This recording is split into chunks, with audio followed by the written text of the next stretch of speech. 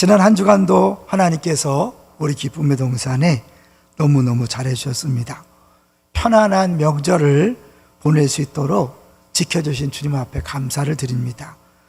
우리 명절에 큰일이 없어야 교육자들이 마음껏 가족들을 만나고요, 우리 성도들도 또 편안하게 쉴 수 있기 때문에 아무 일이 없는 것이 너무 감사한 일이고요. 어떤 분이 그런 얘기를 하더라고요. 우리나라는 2번이나 새해를 맞이하는 좋은 나라다. 그렇게 해석하니까 또 감사하더라고요. 새롭게 시작하시기 바랍니다. 두 번째로는 교회 데코레이션 바뀐 거 혹시 보셨나요? 우리 본당 입구에 보면 데코레이션이 바뀌었습니다. 우리가 어려운 중에도 누군가는 이 교회를 위해서 구석구석 살피는 그런 눈길이, 손길이 있다는 것이 너무 감사합니다. 세 번째로는 이제 내일부터 우리 특세가 시작되고 화요일에는 한몸 기도회가 시작되는데요, 하나님께서 이 어려운 때에 우리에게 기도할 수 있는 여건을 주시고 또 마침 오늘 설교가 이 특세와 한몸 기도회에 꼭 맞는 설교를 허락하셔서 너무나 감사합니다. 주님이 하셨습니다. 자, 이제 오늘 제목하고 대지를 한번 보겠습니다. 한 사건 두 반응이다. 그리고 다윗과 미갈 여호와 앞에서인데, 이제 우리가 다윗과 미갈을 비교하다 보면 잘못하면 미갈은 틀렸고 다윗은 맞았다 이렇게 곧바로 가면 안 되고요. 사실 다윗이 이전에 어땠다가 어떻게 변화되는지 여기에 초점을 맞춰야 합니다. 그래서 저는 다윗과 미갈의 그런 두 반응을 넘어서서 다윗이 1차 때와 2차 때 어떻게 달라졌는가, 거기에 집중하려고 그래요. 그런 면에서 우리에게 생각을 할 수 있도록 그림을 한번 준비해 봤어요.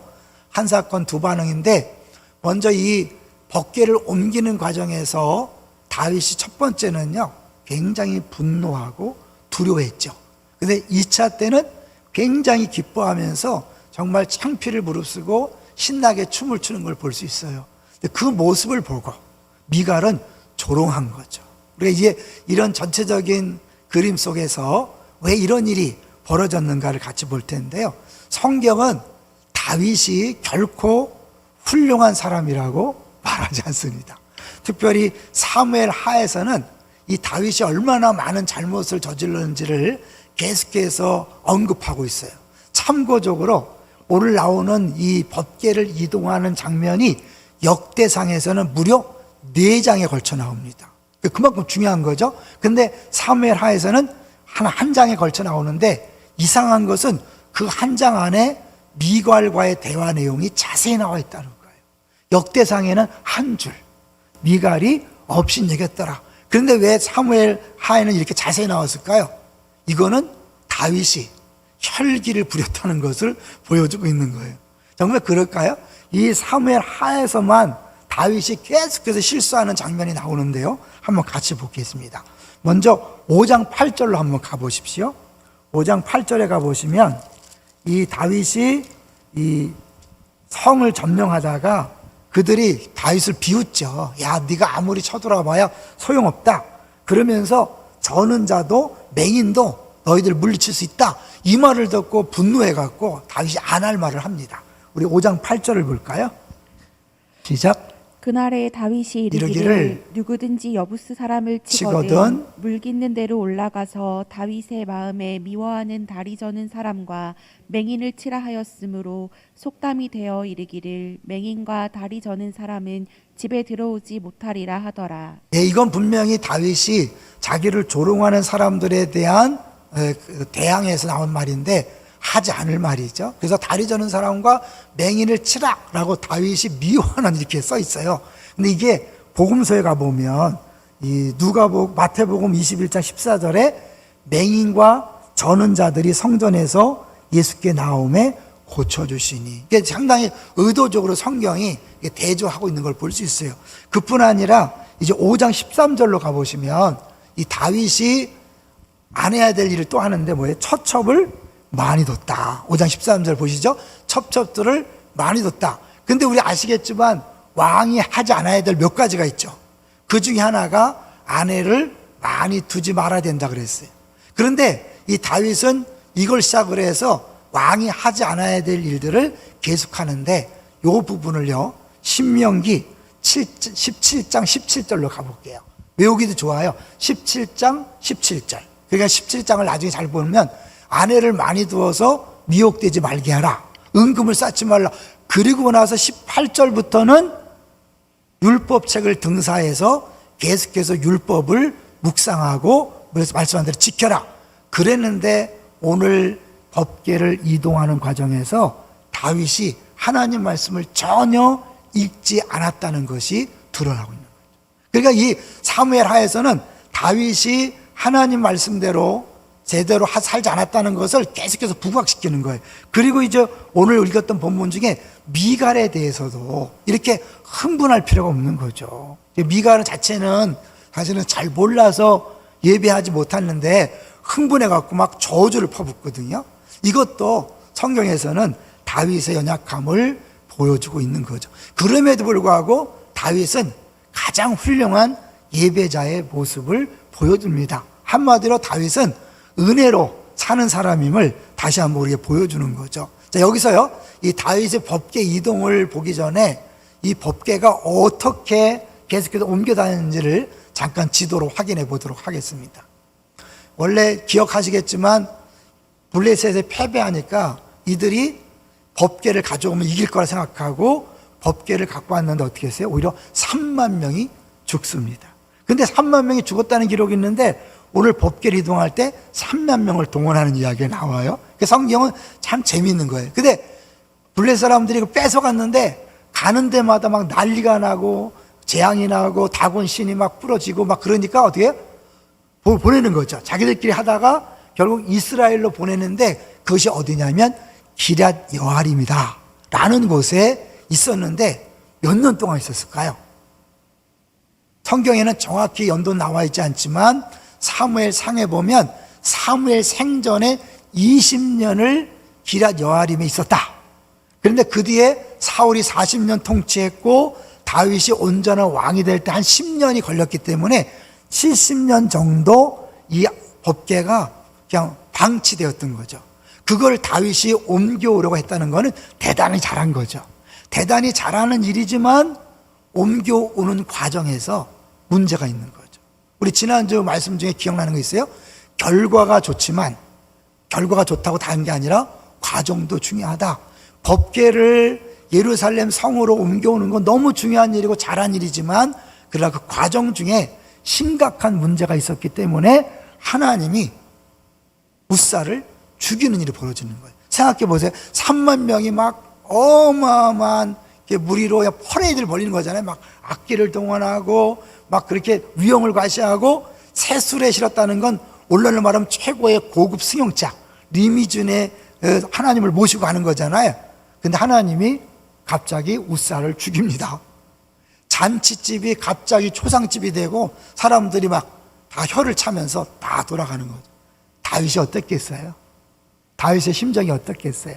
그래서 한번 그 부분을 그림으로 네 컷으로 우리 오간사님이 준비했는데 한번 보시죠. 처음에 이제 새 수레에 싣고 아비나답의 집에서 나옵니다. 죽은 사람이 누군가 보세요. 아비나답의 아들 웃사예요. 70년 동안 법궤를 모시고 있던 보호했던 그 아비나답의 아들이 죽습니다. 하나님이 이럴 수 있는가? 두 번째 보여주세요. 그런데 이 마당에 낙원의 타작마당에 있을 때 이 소들이 막 뛰는 거예요. 그 자연스럽게 법궤가 떨어지려고 하니까 어떻게 해요? 우리 같아도 어떻게 해요? 가만히 있을 수 없잖아요. 그 법궤를 보호하려고 손을 댔는데 그 순간에 하나님이 웃사를 쳐서 죽습니다. 그곳에서 치시니 그가 하나님의 계획을 대해서 죽으니라. 사람들이 어떻겠어요? 그 분이 어떻겠어요? 다윗도 그것을 보면서 화가 난 거죠. 분노하고 하나님을 두려했다. 그러고 나서 어떻게 했어요? 이제 안 되겠다. 이 법궤 옮기지 못하겠다. 그러면서 그 법궤를 오벳 에돔의 집에 보냅니다. 근데 오벳 에돔이 누군가 한번 볼게요. 참 재밌어요. 성경을 보세요. 이제 우리 6장에 가보시면 이 오벳 에돔이 누군가를 볼 거예요. 11절을 보십시오. 11절 같이 읽습니다. 시작. 여호와의 괴가 가드 사람 오벳에돔의 집에서 석 달을 있었는데 여호와께서 오벳에돔과 그의 온 집에 복을 주시니라. 어디 사람이라 그래요? 가드 사람. 여러분 가드 사람 하면 딱 떠오르는 사람 있죠? 누구예요? 골리앗이 떠오르잖아요. 가드 사람 골리앗. 그러니까 결국 이 오벳에돔은 이스라엘 사람이 아니라 블레셋 사람이고, 이 오벳에돔 자체도 사실은 이방인임을 보여주는 이름이거든요. 거길 보낸 거예요. 그러니까 왜냐하면 이거 함부로 대하면 안 되겠다, 무섭다, 그러고 또 죽을지 모른다. 그걸 어떻게 해요? 거기다 그냥 방치해 버리는 거죠. 그러니까 이 오벳에돔은 무슨 죄가 있어요? 갑자기 사람이 죽는 그런 법궤가 왔으니까. 그런데 그 집에 갔는데 3개월 동안 어마어마하게 복이 임한다는 거예요. 어떤 목사님이 그런 표현을 쓰더라고요. 오늘날 같으면 3개월 동안 복이 임했다는 것을 느낄 수 있겠다. 갑자기 내가 산 주식이 막 폭등한다던가, 아파트 값이 막 두세 배로 떠올린다던가, 그렇게 3개월 동안 하겠지만, 옛날 그 시대에 뭘 어떻게 했길래 사람들이 인정할 정도로 복을 받았다고 하느냐. 그러니까 상상할 수 없을 정도로 하나님이 어마어마하게 복을 부어준 거예요. 그걸 들은 다윗이 깨달은 거죠. 여기서 뭘 깨달았을까? 좀 이따 보기라고요. 자, 이제 법궤는 도대체 어떻게 이동해야 되는가? 법궤 이동에 대해서 하나님께서 자세히 말씀해 주셨어요. 보여주세요. 민수기 4장 15절 같이 읽어봅니다. 시작. 진영을 떠날 때에 아론과 그의 아들들이 성소와 성소의 모든 기구 덮은 일을 마치거든 고앗 자손들이 와서 맬 것이니라. 그러나 성물은 만지지 말라. 그들이 죽으리라. 회막 물건 중에서 이것들은 고앗 자손이 맬 것이며. 하나님 분명히 말씀했어요. 이거를요 절대 만지면 안 돼요. 이동도 고앗 자손만 하는데 그들도 만지면 안 되고 그냥 이동만 시키는 거예요. 그리고 그 싸는 것들은요 아론과 그 아들들이 특별히 쏴서 아무도 못 보게 하는 거죠. 그런데 이들이 이걸 어기고 수레에다가 싣고 가는 거죠. 어디서 이런 게 나왔을까요? 옛날 블레셋 사람들이 막 난리가 나니까 뭐예요? 자기들 점쟁이한테 물어보고 이거를 젖대지 않은 소에게 한번 끌고 가게 해보자. 그래서 이제 하나님이 하시는 거 하나 보자 그랬고 수레에 싣고 왔거든요. 그들은 하나님 말씀을 모르니까 그렇게 했다지만 이 다윗은 하나님 말씀을 봐야 되잖아요. 근데 그걸 안 봤다는 걸 보여주는 거죠. 그래서 새 수레에 싣고 3만 명의 포로애들 벌치면서 오는데 이미 하나님 어떻게 했어요? 마음속에 기쁘지 않으신 거죠.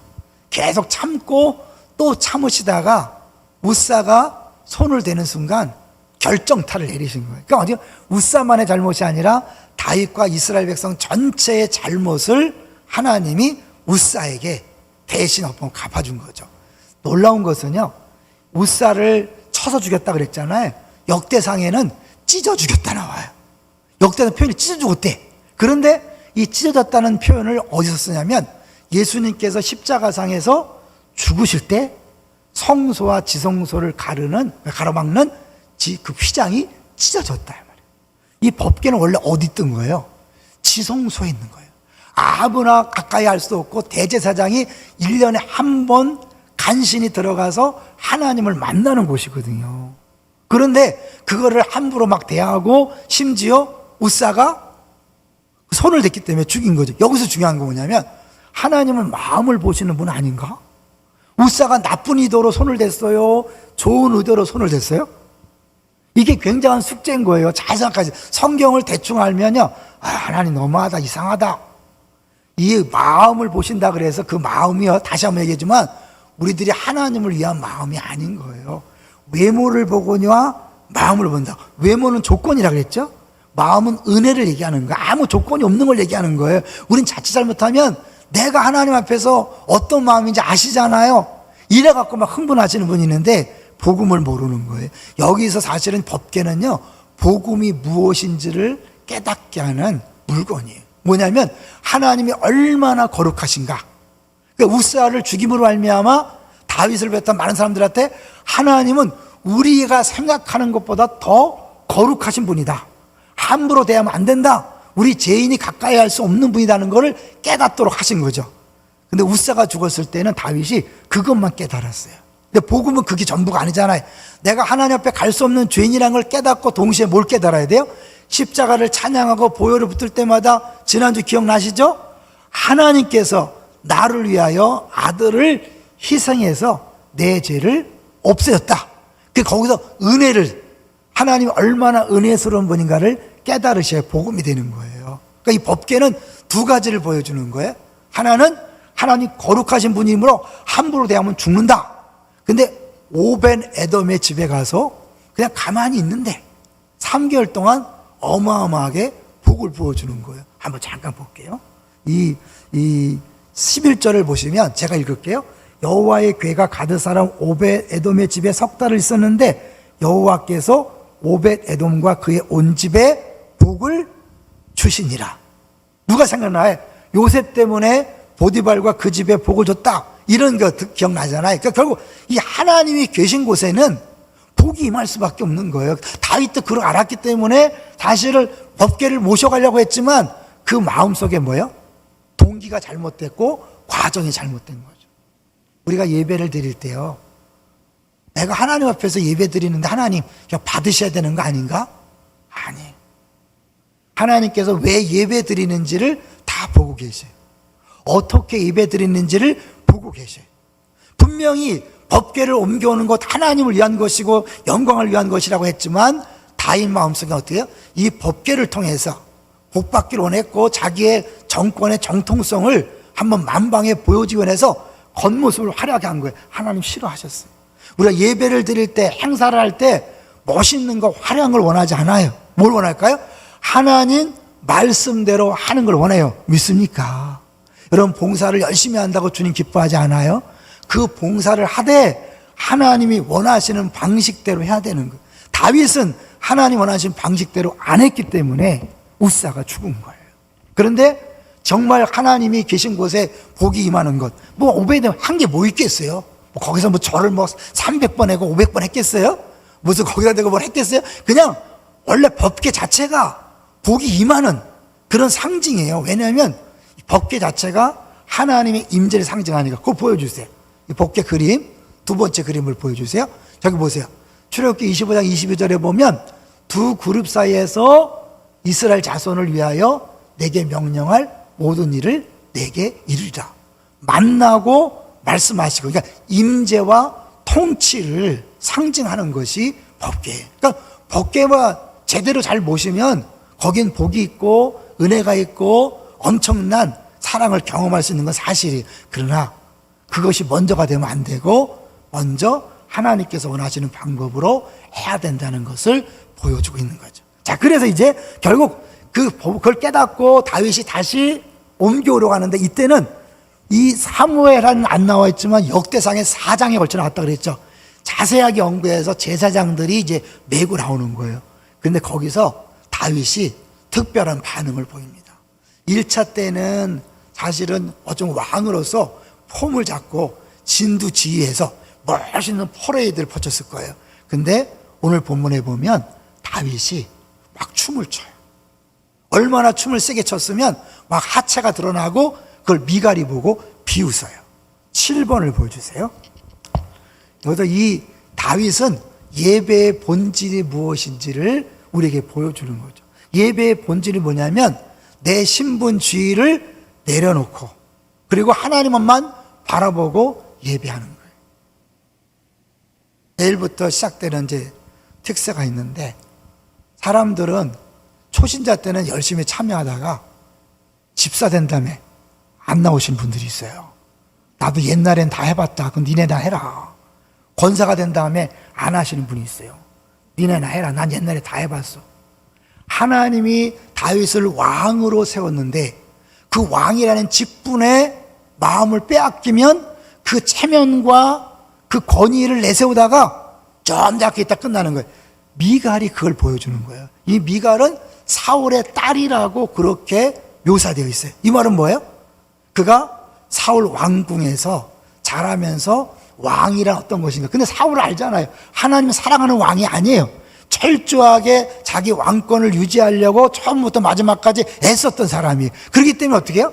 이 체면과 그 권력을 중시하지만 하나님과 전혀 상관이 없어요. 오직께서는 40년 동안 이 법궤를 방치했잖아요. 그런 의미에서 우리 9번을 한번 보겠습니다. 9번 같이 읽어보죠. 시작. 미갈을 수식하는 사울의 딸은 미갈이 사울 집안을 대표해서 말하고 있음을 보여준다. 사울이 자신을 이스라엘의 지도자로 불러주신 하나님 앞에서 끝까지 낮아지지 못하고 왕적 권위를 행사하려다가 멸망을 당했던 것처럼 그의 딸 미갈도 하나님 앞에서 왕비의 채통을 지키려다가 버림을 받는다. 법궤 법궤 앞에서 앞에서 자신을 낮춘 다윗을 조롱하는 행위는 곧 괴의 하나님을 인정하지 않는 행위다. 네. 그러니까 결국 다윗이 그렇게 기뻐서 춤을 추는 걸 조롱하는 건 누굴 조롱하는 거예요? 하나님을 조롱하는 거예요. 오늘날 열심히 예배하고 기도하고 행사에 참여하는 사람을 뒤에서 은근히 비웃는 사람들 있죠? 미갈과 같은 사람인 줄로 믿습니다. 여러분, 내가 이 말씀을 준비하다가 특사랑 연결됐다고 생각했잖아요. 그게 뭐냐면, 정말 우리 모든 사람이 다윗처럼 정말 온전히 신나서 기뻐서 예배하는 예배자가 됐으면 좋겠다. 그런 생각이 들었어요. 근데 아무리 하나님께서 우리에게 기도회를 준비하고 행사를 준비해도 뒤에서 이건 니네는 할 짓이다. 나는 안 돼. 나는 못해. 옛날에 나도 했어. 이런 사람이 밀갈 같은 모습이 아닌가. 자, 한번 이번에 볼 거예요. 누가 나오나 안 나오나 볼 거예요. 그래서 미갈처럼 할 것인지 다윗처럼 할 것인지 여러분이 선택하세요. 자, 이제 10번을 보겠습니다. 10번을 보시면 이 미갈과 다윗의 차이 여전히 한번 읽어보세요. 사람들 앞에서 왕의 채통과 품위를 주장하는 미갈에 맞서 다윗은 자신이 사람들 앞에서가 아니라 자신을 이스라엘 주권자로 삼아주신 여호와 앞에서 혼신을 다하여 춤을 추었다고 반박한다. 다윗은 자신이 여호와 앞에서는 왕이 아니라 그분의 은총에 감사하는 한 인간임을 분명히 하며 하며 그분을 위해서라면 왕의 체면을 기꺼이 내버릴 수 있다고, 자신이 보기에도 천할 정도로 지금보다 더 낮아질 수 있다고 주장한다. 네, 은혜를 알면 알수록 옛날보다 더 겸손하게 어쩌면 더 적극적으로 주님 앞에 예배해야 되죠. 근데 우리는 시간이 갈수록 예배의 감격이 사라져요. 그렇죠? 옛날엔 정말 뜨겁게 찬양하고 뜨겁게 기도하고 뜨겁게 예배했는데 어느 순간부터는 폼 잡고 자기도 모르게 예배에 감격이 없어요. 감동이 없어요. 왜요? 하나님이 내게 주신 것에 너무 집중하기 때문에 그래요. 사람은 누구나요? 무언가를 예배하게 되어 있대요. 아무도 예외 없이 하나님을 예배하든지 다른 것을 예배하든지. 만약에 다윗도 사울처럼 됐다면 사울은 하나님이 왕으로 세웠는데 그 왕 자리에 집중한 거예요. 그 문제가 생겼죠? 다윗은 자기를 하나님께서 세웠다는 사실을 인정하고 하나님이 세웠기 때문에 왕에게 연연하는 것이 아니라 낮아져서 하나님을 예배하는 자리에 앉아있다는 거죠. 이해되십니까? 우리는 하나님보다는 하나님 주신 선물에 집중할 때가 더 많아요. 좀 전에 얘기했던 것처럼 직분이 하나님께서 주신 것이라면 여러분의 직분이 맡기 전보다 맡았을 때 더 열심히 기도하셔야 돼요. 더 예배에 참석하시고 더 열심히 은혜를 사모하셔야 돼요. 동의하십니까? 솔직히 얘기해 보세요. 여러분 직분 맡은 다음에 더 열심히 기도하십니까? 더 예배하십니까? 더 은혜를 사모하십니까? 아니에요. 나도 옛날에 열심히 나갔어. 이제 니네나 나가, 나 안 나가. 의외로 직분 맡기 전보다 맡은 후에 신앙생활에 열심을 내는 사람은 거의 없다는 거예요. 뭘 얘기할까요? 우리도 모르게 하나님보다는 하나님 주신 것에 더 마음을 빼앗기다 보니까 그것이 우상이 되고 그것을 숭배하다 보니까 하나님을 예배하는 일에 자연스럽게 소홀해진다. 동의하시나요? 다윗은 그 부분을 자기 자신이 철저히 깨달았기 때문에 이 미갈에게 이렇게 얘기하는 거예요. 한번 보겠습니다. 사실은 이게 흥분해서 얘기할 건 아닌데 미갈한테서 막 그 감정이 올라온 거죠. 이게 다윗도 그렇게 하나님 예배했으면서 어떻게 해요? 집에 가자마자 승질내는 우리의 모습과 똑같은 거예요. 네? 그렇죠? 보세요. 이제 왜 들어갔냐면 이제 백성들한테 막 춤을 추고 제사 드리고 막 떡 나눠주고 막 너무 좋아서 이제 우리 가족들에게도 한번 축복해야지 막 좋아하고 막 들어왔는데 어떻게 해요? 미갈이 도끼 눈을 딱 가서 비웃으면서 아유 꼴 좋습니다 좋아요 뭐 이러는 거 아니에요. 볼까요? 자, 20절 같이 읽어봅니다.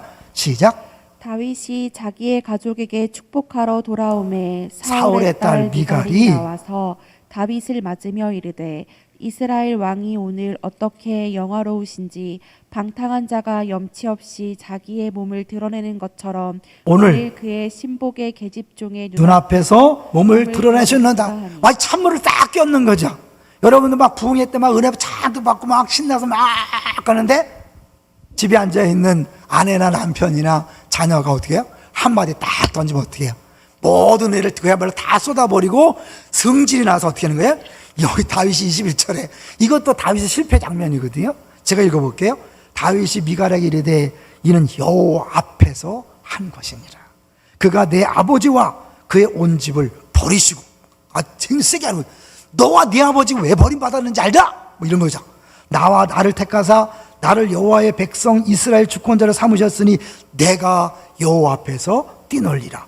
여호와 앞에서 여호와 앞에서 하나님이 나 같은 천한 것을 택해서 왕으로 삼아주셨는데 내가 어찌 기뻐하지 않겠느냐라고 그렇게 선포하는 거죠. 근데 다만 은혜 받았으면 예배 드렸으면 조용조용하게 아유 몰라서 그래 많이 서운했지.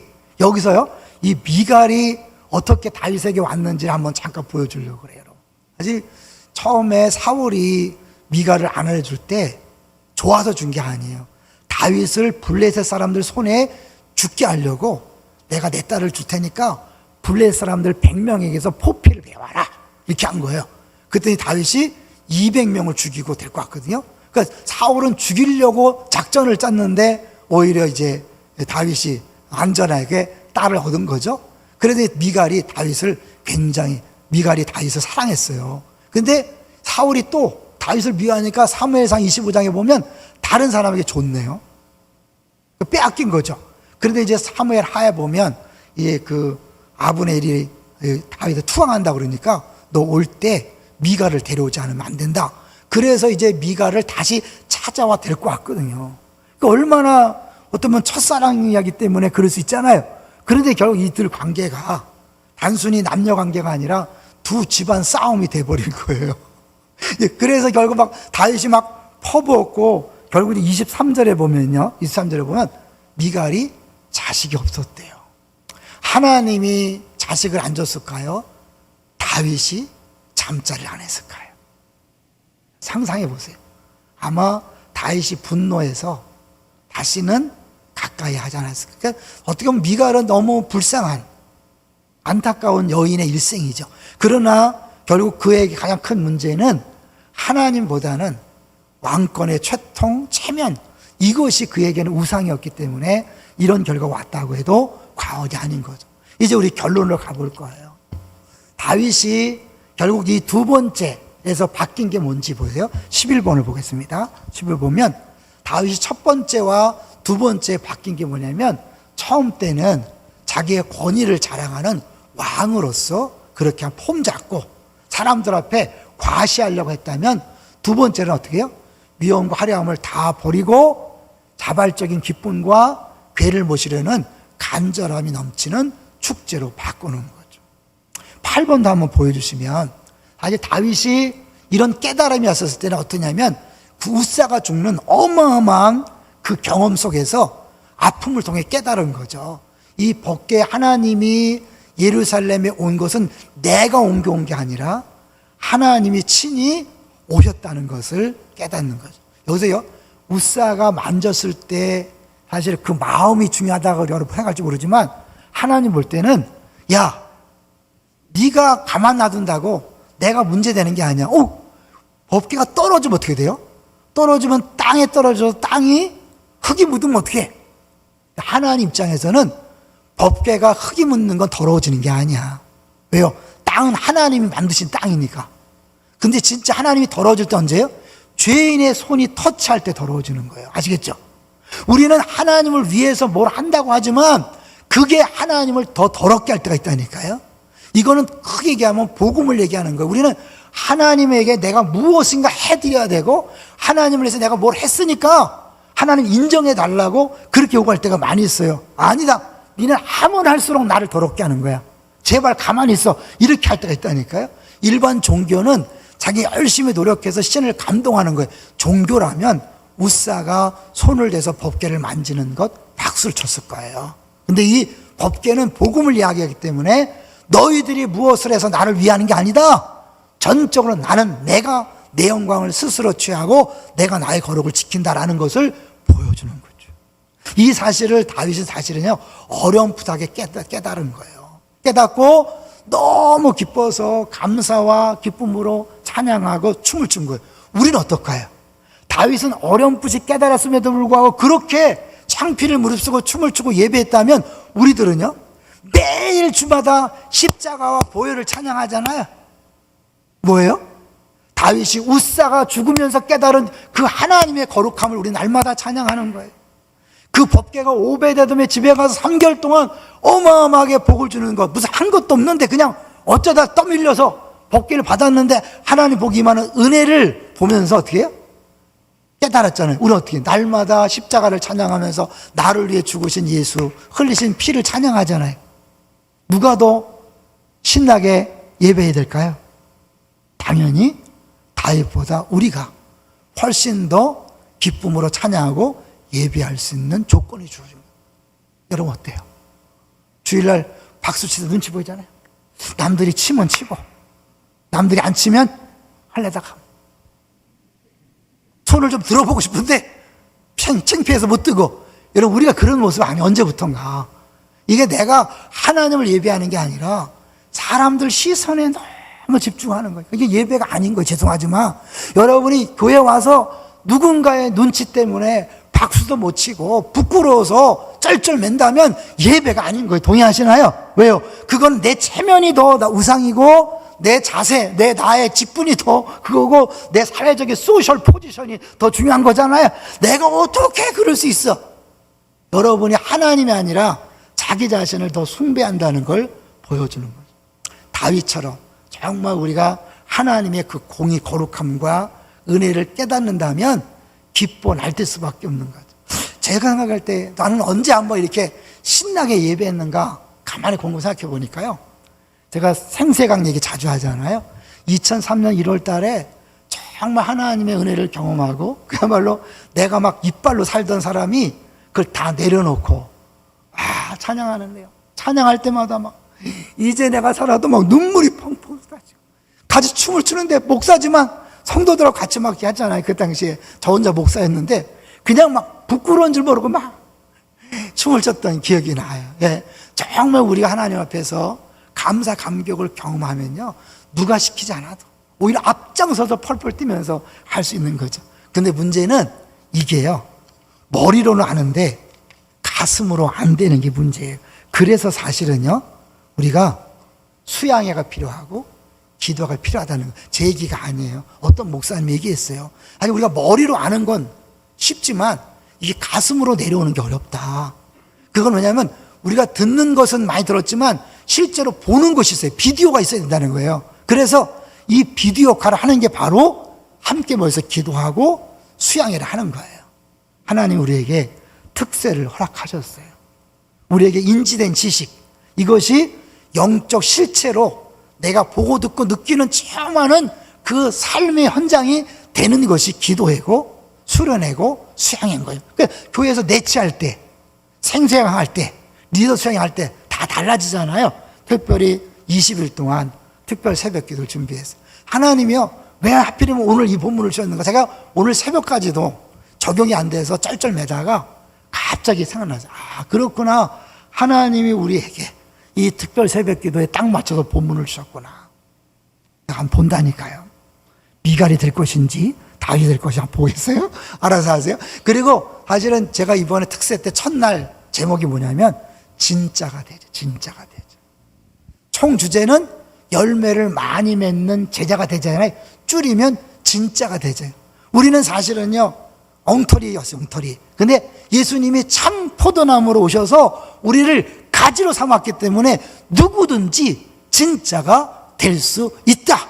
할렐루야. 하나님께서 우리를 만나주시면 우리는 이제 어떻게 해요? 진짜 예배자가 될 수 있는 거예요. 다음 세대를 세울 때 여러분, 우리는 예배 안 드리면서 니네 예배 잘 드려, 신앙생활 잘해, 그건 아무 해봐 소용없는 거예요. 내가 진짜 예배자가 되고 진짜 열매 맺는 사람이 되고 제자가 되면 하지 말라 그래도, 야, 장로님을 보니, 권사님을 보니, 안수 집사님을 보니 나도 그런 신앙생활 하고 싶어요, 나도 나의 롤 모델이요, 이런 소리를 다 듣는 우리 모두가 되시기를 주의 이름으로 축원합니다. 다시 한번 우리에게 기회를 주셨어요. 우리 또 한 번의 새로운 기회 하시고, 특별히 이번에 피택 권사, 피택 장로, 피택 안수 집사를 한번 볼 거예요. 빠지면 하여튼 나중에 심사를 해서 자르든지 그럴 수 없어요. 그럼 못 잘라. 그렇지만 여러분이 모범적으로 한번 앞장서서 했으면 좋겠어요. 그래서 우리가 다음 세대 자녀들한테 새벽기도 하는데 풀고 자는 모습 보여주지 마시고, 대면이 어려우신 분들은 비대면으로 반드시 TV 앞에서 틀어놓고 애들한테 최소한 새벽을 깨우는 모습을 보여주시길 바랍니다. 그래서 우리가 이번 교회 우리 모두가 진정한 예배자가 되고 진짜 제자가 되고 진짜 모델이 되는 그런 기회가 됐으면 정말 좋겠습니다.